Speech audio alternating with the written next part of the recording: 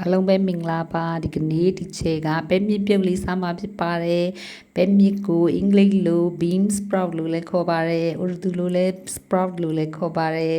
ဟုတ်ကဲ့ပါပဲမြစ်ကလေးကပဲမြစ်ဆောင်းဝါးဒီပဲဆောင်းဝါးဒီပင်ကနေပြီးတော့မှရတာပါမြေကြီးထဲမှာပေါက်ပါတယ်မန္တလေးသူတွေအများဆုံးစားပါတယ်မန္တလေးစားလေးဖြစ်ပါတယ်ရာသီစားလေးဖြစ်ပါတယ်ဆောင်းရာသီစားလေးဖြစ်ပါတယ်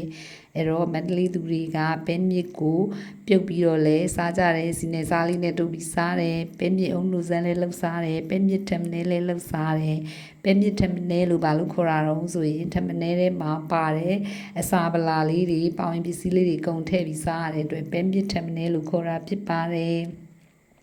ပဲမြစ်မှာဗီတာမင် D ဓာတ်တွေပါတယ်စီးကျိုဓာတ်ကိုကျစေတယ်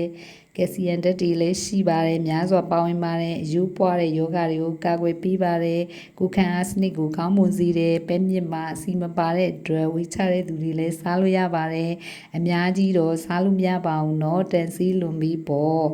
အဲ့တော့ပဲမြစ်ကချောကလက်နဲ့လုံးဝမတည့်ပါဘူးစားလိုက်ရင်မူးဝေပြီးအန်တက်ပါတယ်ဒီချေကတော့အကြောင်းမှာကလေးတွေကိုပဲမြစ်တွေပဲစိမ်းစားဦးတွေလုံးဝစားခွင့်မပြုပါဘူးအကြောင်းကိုယူမခံတာပါကလေးတွေကချောကလက်တွေချိုးချင်းတွေဂျယ်လီတွေကိုအမြဲစားသုံးနေကြဖြစ်တယ်များသောအားဖြင့်စားကြလို့ဒီချေသူစားကတော့အကြောင်းမှာကလေးတွေကိုပဲမြစ်တွေပဲစိမ်းစားဦးတွေစားခွင့်မပြုပါဘူးကဲပဲမြစ်ကလေးကအနံလေးလဲမှုေးပါတယ်အရသာလေးကလည်းစိတ်ပါတယ်ပဲမြစ်ထဲမှာမကြီးတော့ပဲမြစ်ကအကောင်းဆုံးဖြစ်ပါတယ်အဲ့တော့ပဲမြစ်ကအများကြီးစားလို့မရဘူးအဝလည်းစားလို့မရဘူးတန်ဆေးလွန်ပြီးပါ